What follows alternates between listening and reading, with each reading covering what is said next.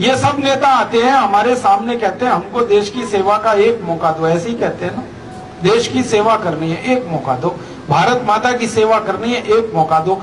अपनी मैया की सेवा करने के लिए कोई तनख्वाह मांगता है? आप अपने घर में अपनी माँ की सेवा करते हैं, मान लो पैर दबाते हैं अपनी माँ के, तो अपनी अम्मा से कहते हैं अब टीए दे दे, मेरा बीए दे दे, सैलरी दे दे मुझको, और हर साल बढ़ा के दे, क्योंकि मैं पांव दबा रहा हूं तेरे। अपनी माँ की सेवा करने में कोई तनख्वाह मांगे, उससे ज्यादा फालतू फिजूल कोई आदमी नहीं है। और ये भारत माता की सेवा कर रहे हैं और पैसे मांगते हैं, टीए डीए एचआरए। इन बेईमान नेताओं से पूछो कि भगत सिंह, उधम सिंह, चंद्रशेखर ने कौन सा टीए डीए लिया था देश की आजादी लाने के लिए? कितनी तनख्वाह मांगी थी उन्होंने? उन्होंने तो अपनी जवानी लगा दी इस देश के लिए। अगर वो अपनी जवानी लगा सकते हैं देश के लिए, तो आजादी के बाद के नेताओं को सेवा करने के लिए तनख्वाह क्यों चाहिए, टीए डीए क्यों चाहिए? मैंने एक दिन हिसाब निकाला, राष्ट्रपति से और नीचे कर्मचारी की सारी तनख्वाहें खत्म कर दो, 77,000 करोड़ रुपए बचेगा। उतने पैसे में किसान का गेहूं 50 रुपए किलो बिक जाएगा आराम से। एक दिन एक नेता कहने लगा, राजीव भाई आप तो बड़े खतरनाक आदमी हो, सबकी तनख्वाह टीए डीए खत्म करोगे? मैंने कहा हाँ करना ही है, क्योंकि राजनीति कोई धंधा थोड़ी है, व्यवसाय थोड़ी है, ये तो सेवा का काम। आपके गांव में कोई मंदिर है, मान लो, मंदिर की सेवा करो तो पैसे लेते हो क्या? क्यों लेंगे पैसे भाई? देश की सेवा करनी है, माता की सेवा करनी। तो कहते हैं जी हमारा भी तो पेट है, खाना खाना है। मैंने कहा खाने की व्यवस्था हम करेंगे, चिंता क्यों कर रहे? भूखे नहीं मरने देंगे तुम संसद में जाओगे, देश की सेवा करोगे, तो तुम्हारे भोजन पानी की व्यवस्था हम करेंगे। कहने लगे कहां करोगे? मैंने कहा संसद के पीछे बहुत बड़ा गुरुद्वारा चलता है,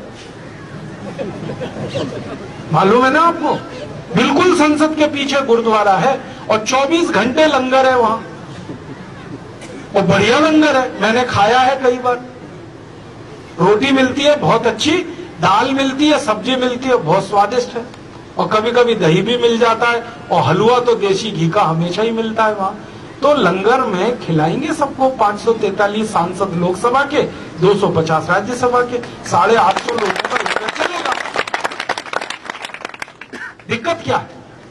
कहने लगे ये विधानसभा के एमएलए, तो सब विधानसभाओं के आसपास एक एक गुरुद्वारा खुल जाएगा, सब विधानसभाओं के नजदीक लंगर चलेगा। क्या मुश्किल है? सरदार अभी इतने गरीब नहीं हो गए इस देश में, जो गांव गांव गुरुद्वारा खोल सकते हैं, वो विधानसभाओं के नजदीक भी गुरुद्वारा खुल जाए, वहां भी मिलेगा सबको भोजन पानी, तो सबको मिलेगा, भूखा कोई नहीं मरेगा। फिर कहने लगी जी कि कपड़े भी चाहिए। मैंने कहा कपड़े भी दिलवाएंगे।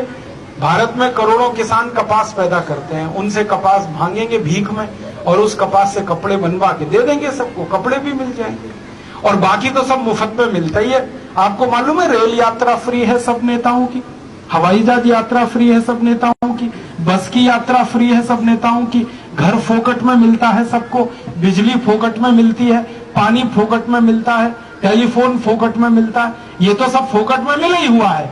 खाना और कपड़ा ये दिलवा देंगे उनको, फिर तनख्वाह किसके लिए चाहिए? और जिनको तनख्वाह चाहिए वो अपने घर में बैठे, अपना धंधा करें, बिजनेस करें, पैसे कमाएं। ये राजनीति पैसे कमाने के लिए थोड़ी है। इस राजनीति को देश के लोगों ने खून से सींचा है भाई साहब।